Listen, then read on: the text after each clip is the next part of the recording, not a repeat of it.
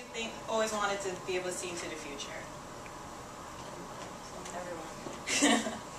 Okay, well, tarot readings are a great way to sort of get an insight if you want to look into the future, even the present or the past. It's a centuries-old tradition used by many people. So I'm going to give you a little bit of an introduction. You don't have to be psychic to know how to give a tarot reading.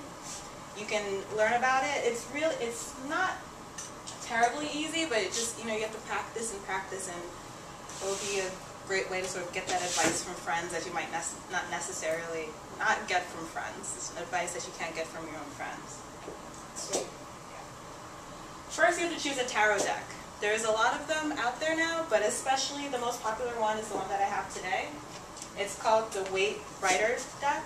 It's really good for beginners because it has a lot of symbolism, so you can use that to sort of learn the meanings if you don't know them right off the top of your head. It's also the only tarot deck that was available in the United States for a couple of decades, so a lot of the people like to use that traditionally. Setting the mood. So you see, I have some people like to do candles. They like to lay out a little thing, but you don't have to do all the tablecloths or anything. They like to should eliminate all distractions. So get rid of all your pets. Turn off your cell phone. Don't have the radio on. Don't have the TV on. Everything else is up to you. So you can have candles. You can put on incense. You can meditate and or even lower the lights. So I'm going to put on a little mood music for everyone.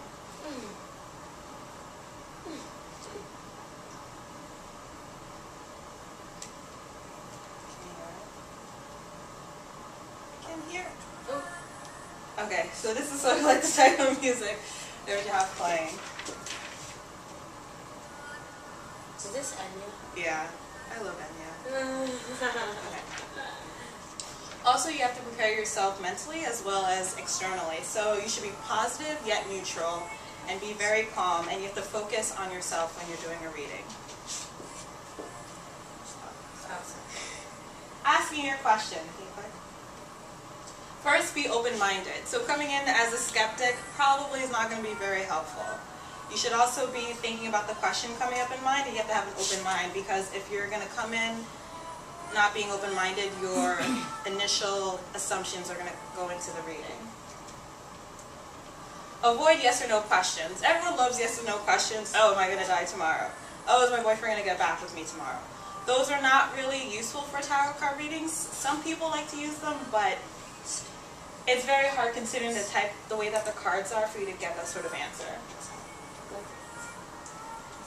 Also, like I said, focus on yourself. And I said be neutral as well. So choose a layout. There's a lot of layouts out there. Today we're just going to do a simple 3-card reading. But just for you know about different types of card spread, you should have a set in mind the number of cards you're going to use. You should also, there's different layouts related to romance, there's some with finances, there's some related to the career.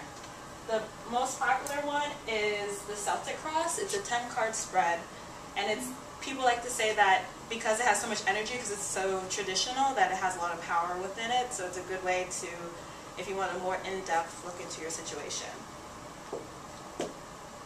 Alright, so now we're going to do a little demonstration.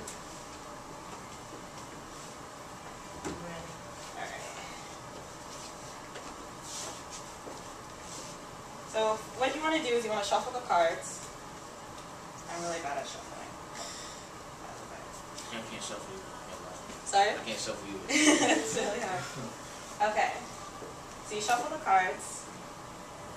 And some people like to use a split it in half. And then take the cards from the top. So take 3 cards. Don't look at them. Do you have a question in mind? No, not really. I'm pretty neutral and open-minded. Okay. Good call. So let's choose a question like, what can Becca do to get the best grades ever? Okay. All right.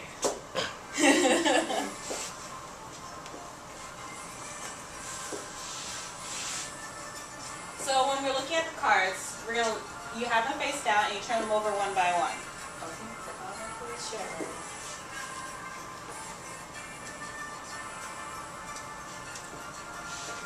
Oh, sorry. So first, when you're doing a tarot card reading, you want to take in the first impressions. What you see over there, do you feel like, oh, gloom and doom? Do you think of individual, and then does it look kind of positive, or does it look sort of neutral?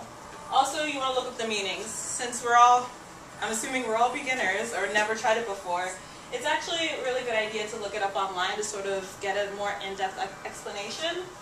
Then also, when you look at the definitions, tweak it to your situation. So everything is not set in stone. The great thing about tarot cards is that they're very flexible, actually. So you can change a little bit, like, okay, this resonates with me, but I think, this is what's going to suit well. Then you take all the cards into the story. So I put the death card up there because a lot of people are like, that's the thing that you see in movies, like, oh, you're going to die if the death card comes out. But that's actually not the truth. It has a different meaning. So first, we're going to look at the first card. Actually means rebirth. Sorry? It means rebirth. This one is the Seven of Pentacles. So I have a program on my Kindle that you can look up tarot cards. If you want to look at it, take a look. I'll be back assistant. It's just a guy chilling on a pole by some stones. That's pretty much it. But I like this one. I'm not trying to jump ahead, but that one. You're jumping ahead. So Seven of Pentacles. This one says it's about assessment. It's a time for reflection if you're at a crossroads. And also, more directly, it's about perseverance and investment. So when we're talking about school, this is sort of a time you're at a crossroads. We're almost at the end of the semester.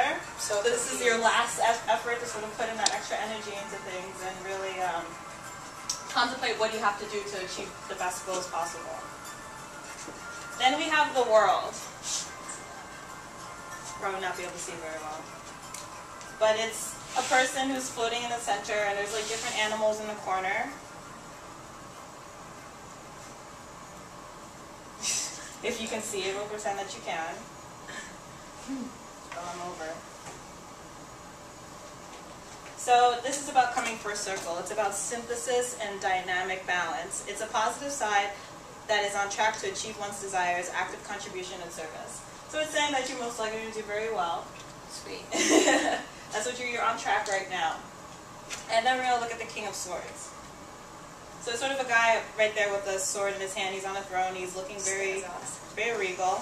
Yeah, he's pretty awesome. He is. You might want to be him when you grow up. I think I'm going to be him. That's what this is saying. That's what you're going to be, exactly. Sitting on a bunch of swords. And this is a guy about mastery of reason and logic. So you've generally had a very positive reading, showing that you're going to succeed in your finals and do really well. Yeah. Okay.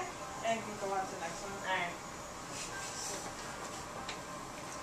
So that's the end. Enjoy your new insight. You know, you have these cards. It's some people when you're learning, they want you to write down the meanings and write out your cards and the meanings and sort of like what you thought and what you felt in the experience. And yeah, so it's really, I think it's a great way. It's really fun, even if you don't take it with 100%. I think it's a great way to sort of get insight and meditate and reflect on yourself. Wait, I wonder.